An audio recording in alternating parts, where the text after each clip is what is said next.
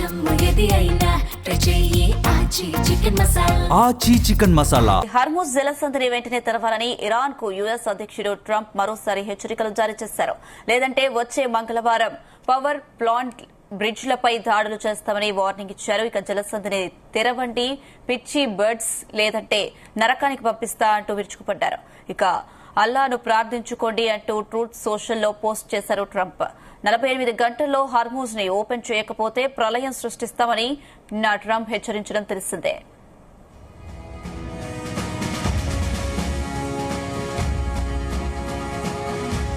Hormuz జలసంధిని వెంటనే తెరవాలని Iran కు యుఎస్ అధ్యక్షుడు ట్రంప్ మరోసారి హెచ్చరికలు జారీ చేశారు. లేదంటే వచ్చే మంగళవారం పవర్ ప్లాంట్లు బ్రిడ్జ్లపై దాడులు చేస్తామని వార్నింగ్ ఇచ్చారు. జలసంధిని తెరవండి, పిచ్చి బర్డ్స్ లేదంటే నరకానికి పంపిస్తా అంటూ విరుచుకుపడ్డారు. ఇక అల్లాను ప్రార్థించుకోండి అంటూ ట్రూత్ సోషల్లో పోస్ట్ చేశారు ట్రంప్. 48 గంటల్లో హర్ముజ్ ఓపెన్ చేయకపోతే ప్రళయం సృష్టిస్తామని నిన్న ట్రంప్ హెచ్చరించడం తెలిసిందే. ఇదే అంశానికి సంబంధించి మరిన్ని అప్డేట్స్ మా చీఫ్ న్యూస్ కోఆర్డినేటర్ రాధాకృష్ణ అందిస్తారు. Yes Radhakrishna. Good evening Anitha. Iran Israel మధ్య యుద్ధం మొదలై దాదాపు 40 రోజులు కావస్తోంది. సో యుద్ధం రోజులో తీవ్రత పెరుగుతోంది. ఒకవైపు అమెరికా ఇరాన్ కు వరుసగా పెట్టి వార్నింగ్ల పరంపర కొనసాగుతుందని చెప్పవచ్చు. బెదిరింపులు ఇస్తుంది, హెచ్చరికలు జారీ చేస్తుంది. అయినా ఇరాన్ ఎక్కడ కూడా తగ్గడం లేదు. అయితే ఇప్పుడు మొత్తం అమెరికాకు ఒక పెద్ద సమస్యగా మారింది హర్ముజ్ జలసంధి అనేది. ఒక రకంగా అమెరికా ప్రతిష్టనే మస్కబారేలాగా తయారవుతుందని చెప్పవచ్చు. పరిస్థితులు అమెరికా కొంత ఇబ్బందికరంగా పరిణామాలు మారుతుందని చెప్పవచ్చు. ప్రపంచ దేశాల ముంగిట అదేవిధంగా అమెరికాకు సంబంధించి నాటో దేశాల మిత్ర దేశాల నుంచి కూడా అమెరికా కొంత చేదు అనుభవం ఎదురవుతున్న పరిస్థితి కనపడుతోంది. 40 రోజులు అవుతుంది ఇరాన్ పై దాడి చేసి. వారం రోజుల్లోనే ఇరాన్ తమ చేతిలోకి తెచ్చుకుందామని మొదట అమెరికా భావించింది, ఇజ్రాయెల్ భావించింది. కానీ పరిస్థితులు అమెరికా అనుకుంది ఒకటి, ఇప్పుడు జరుగుతుంది మరొకటిలా కనపడుతోంది. ఎందుకంటే ఎప్పుడైతే ఫిబ్రవరి 20వ తేదీన ఇజ్రాయెల్ అమెరికా సంయుక్తంగా కలిసి ఇరాన్ పై దాడి చేశాయి. టెహరాన్ కి సంబంధించిన అత్యంత కీలక నగరం. ఆ దాడిలో ఇరాన్ కి సంబంధించిన సుప్రీం లీడర్ అయితే ఎవరైతే ఉన్నారో అయతుల్లా ఖమేనీతో పాటు అత్యంత కీలకమైన 48 మంది మృతి చెందారు. సో ఎప్పుడైతే సుప్రీం మరణిస్తారో ఆటోమేటిక్ గా ఇరాన్ తమ చెప్పు చేతుల్లోకి వస్తుంది. ఇక ఇరాన్ మొత్తం తమ చేతుల్లో బందీగా ఉంటుంది. తమదే ఇరాన్ పైన పెత్తనం కొనసాగుతుందని చెప్పేసి ఇటు ఇజ్రాయెల్ కావచ్చు, అటు అమెరికా భావించింది. కానీ పరిస్థితులు అమెరికా అనుకుంది ఒకటి, ఇజ్రాయెల్ అనుకుంది ఒకటి. కానీ దానికి భిన్నంగా పరిస్థితులు మారుతున్నాయి.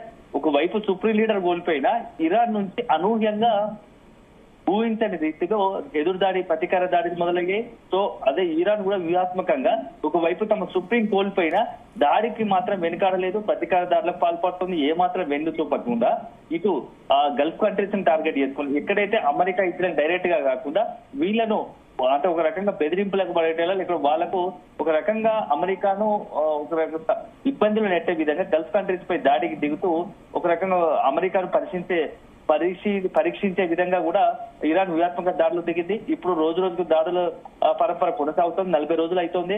సో అత్యంత కీలకమైన తెలుసు హర్ముజ్ జలసంధి, గల్ఫ్ కంట్రీస్ హర్ముజ్ జలసంధికి సంబంధించి ప్రపంచ వ్యాప్తంగా అన్ని దేశాలకు సంబంధించి అక్కడి నుంచే గ్యాస్, చమురు ఎగుమతి అవుతుంటాయి. దాంతో పాటుగా యూరియా కావచ్చు, ఇతరత్ర నిత్యం వేలాది వాణిజ్య నౌకలు హర్ముజ్ జలసంధి ద్వారా ఎగుమతి దిగుమతి వాణిజ్య పరంగా అక్కడ నుంచి ఒక హర్ముజ్ జలసంధి ద్వారానే ఎగుమతి దిగుమతి కార్యక్రమాలు కొనసాగిస్తూ ఉంటాయి. ఇలాంటి తరుణంలో గత 40 రోజులుగా హర్ముజ్ జలసంధి పూర్తిగా ఇరాన్ కంట్రోల్లోకి వెళ్ళిపోయింది.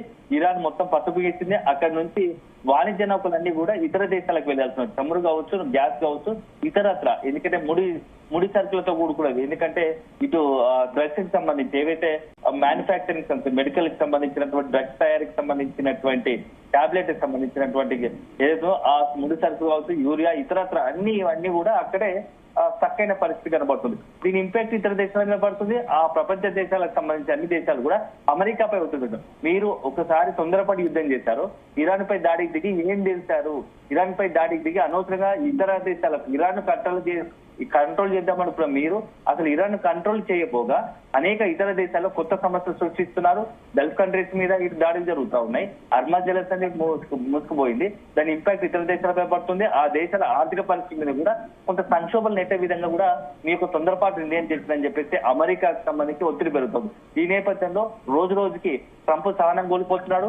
గత 10 రోజులుగా మనం చూసుకుంటే ట్రంప్ ఒక వార్నింగ్ చూస్తాం. ఒకరోజు ఇరాన్ పై మొత్తం యుద్ధం చేస్తాం, ఇరాన్కి యుద్ధం చేయడానికి ఏం లేదు, ఇరాన్ ఇరాన్ విధ్వంసం చేస్తాడని చెప్పేసి ఒకరోజు మాట్లాడతాడు ట్రంప్. అదే సందర్భంలో ఇరాన్ కు మరి కొద్ది రోజులు సమయం ఇచ్చాము, మీరు తాడోపేడ తెలుసుకోవాల్సిన చర్చలకు వస్తే సరే, లేకపోతే మేము నాశనం చేస్తామని చెప్పేసి ఒకసారి మాట్లాడతాడు. ఇప్పుడు తాజాగా రీసెంట్ గా నిన్న ఇచ్చినది ఏంటంటే, ఒకవేళ మేము ప్రళయం సృష్టిస్తాము, మీరు అనుమతుల సందేశం తెలవకుంటే చర్చలు లేకపోతాడు. ఇప్పుడు 48 గంటల్లో కనుక మీరు గతంలో ఎప్పుడు చూడనట్టుగా మీ దాడులు చూస్తామని చెప్పేసి గత 10 రోజులుగా కూడా బెదిరిస్తూ వస్తున్నాడు. సో ఒకవైపు ఎన్ని హెచ్చరికలు జారీ చేసినా, ఎన్ని బెదిరింపులకు పాల్పడుతున్నా ఇరాన్ మాత్రం ఏమాత్రం లెక్క చేయడం లేదు.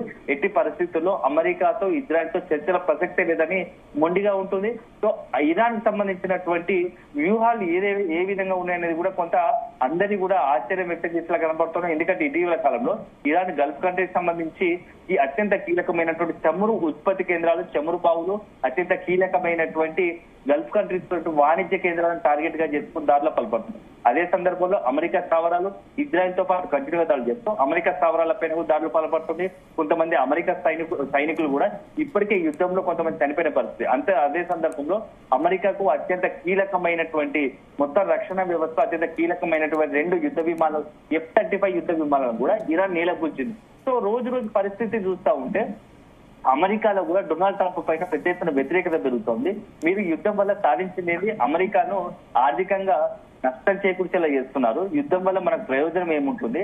సో యుద్ధం వల్ల ఒకవైపు ఆర్థికంగా నష్టంతో పాటు ప్రపంచ దేశాల ముందట నవ్వుల పాలయ్యేలా అమెరికా ప్రతిష్ట దిగజారేలా కనబడుతోంది. రోజు రోజుకు ఆ డొనాల్డ్ ట్రంప్ ఒత్తిడి పెరుగుతా ఉంది. సో ఇప్పటికే హర్మజ్ జలసంధి వద్ద మొత్తంగా కూడా బలగాలను మోహరించి హర్మజ్ జలసంధి తెరవడానికి ప్రయత్నించండి, ఇరాన్ పై యుద్ధంకి దిగండి అని చెప్పేసి నాటో దేశాలకు ఇది అమెరికా విజ్ఞప్తి చేసినా, సూచించినా కూడా నాటో దేశాలు పెద్దగా పట్టించుకోలేదు. ఇది మాకు సంబంధం లేని విషయం అని డైరెక్ట్ గా ముఖం ముందే చెప్పేశారు. దీంతో డొనాల్డ్ ట్రంప్ ఇప్పుడు తన నాటో దేశాలపైన కూడా మండిపడుతున్న పరిస్థితి. సో ఇవన్నీ చూస్తా ఉంటే రాబోయే రోజుల్లో ఇప్పుడు రాబోయే వారం రోజులు అత్యంత కీలకమైన పరిణామాలు యుద్ధంలో కొంత జరిగే అవకాశాలు కనపడతాయి. ఎందుకంటే పెద్ద ఎత్తున దాడులకు అవకాశం ఉంది. ఎందుకంటే నిన్న మొన్న చూస్తాం మనము కర్మి సమీపంలోని పెద్ద ఎత్తున వంతెన పైన ఇటు అమెరికా ఇరాన్ లోని వంతెన పూర్తి చేసింది. సో అత్యంత పెద్ద వంతెన. అట్లాంటి నెక్స్ట్ భవిష్యత్తులో కూడా విద్యుత్ కేంద్రాలు కావచ్చు, బ్రిడ్జులు కావచ్చు, ఇతర జనవాసాలకు సంబంధించిన అత్యంత కీలక ప్రాంతాలను టార్గెట్ గా చేసుకుని అమెరికా దాడులకు పాల్పడే B-2 బాంబులతో, B-1, B-2 బాంబులతో దాడులకు పాల్పడే అవకాశం ఉంది. అదే జరిగితే పెద్ద ఎత్తున నష్టం జరిగే అవకాశం ఉంది.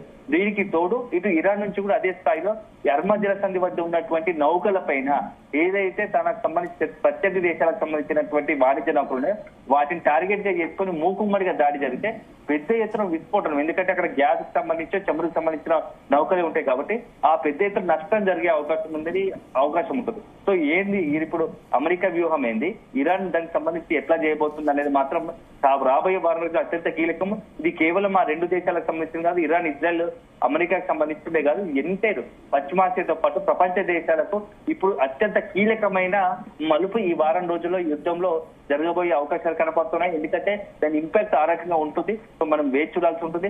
సో ట్రంప్ అన్నట్టుగానే మంగళవారం అంటే 48 గంటలు ఉంది. ఈ 48 గంటల్లో ఇరాన్ పై ఏ రకంగా దాడులు చేస్తారో మనం వేచి చూడాల్సి ఉంటుంది.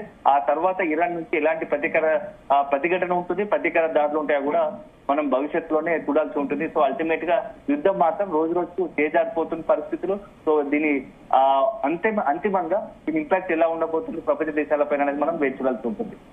Right Radhakrishna, thank you.